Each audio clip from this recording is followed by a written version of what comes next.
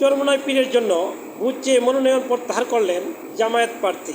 ইসলামী আন্দোলন বাংলাদেশের প্রার্থী মুফতি সৈয়দ মোহাম্মদ ফজলুল করিমকে সমর্থন জানিয়ে বরিশাল ৫ সদর আসন থেকে মনোনয়নপত্র প্রত্যাহার করেছেন জামায়াতে ইসলামের প্রার্থী অ্যাডভোকেট মোয়াজ্জেম হোসাইন হেলাল। মঙ্গলবার ২০ জানুয়ারি দুপুর ২:৩০টায় রিটার্নিং কর্মকর্তার কার্যালয়ে মনোনয়ন প্রত্যাহার করেন তিনি। মনোনয়ন প্রত্যাহারের পর সাংবাদিকদের সঙ্গে কথা বলার এক পর্যায়ে জামায়াতের প্রার্থী অ্যাডভোকেট মোয়াজ্জেম হোসেন হেলাল জানান, দলীয় সিদ্ধান্তের প্রতি শ্রদ্ধা জানিয়ে তিনি মনোনয়ন প্রত্যাহার করেছেন।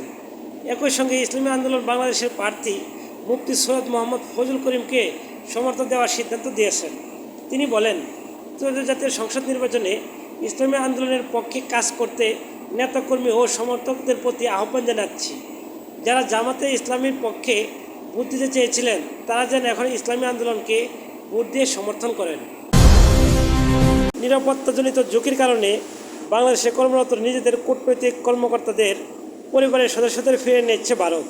মঙ্গলবার ২০ জানুয়ারি দেশটির কেন্দ্রীয় সরকার পর্যায়ে এই সিদ্ধান্ত নেওয়া হয়েছে বলে এক প্রতিবেদনে জানিয়েছে বার্তা সংস্থা পিটিআই।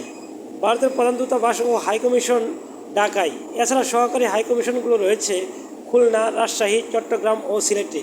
সবগুলো মিশন থেকেই কূটনৈতিক ও অন্য ভারতের কেন্দ্রীয় সরকারের ফিরে নেওয়া। পররাষ্ট্র মন্ত্রণালয়ের কর্মকর্তা জানিয়েছেন, বাংলাদেশের দেশটির হাইকমিশন, সহকারী হাইকমিশন এবং এসব সঙ্গে সংশ্লিষ্ট সব দপ্তর যথারীতি খোলা থাকবে এবং স্বাভাবিক কার্যক্রম অব্যাহত থাকবে।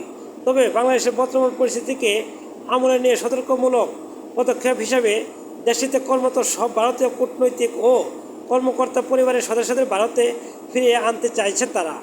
আগামী ১২ ফেব্রুয়ারি বাংলাদেশে জাতীয় নির্বাচন হওয়ার কথা, তার মাত্র কয়েক সপ্তাহ আগে এ পদক্ষেপ নিল ভারত।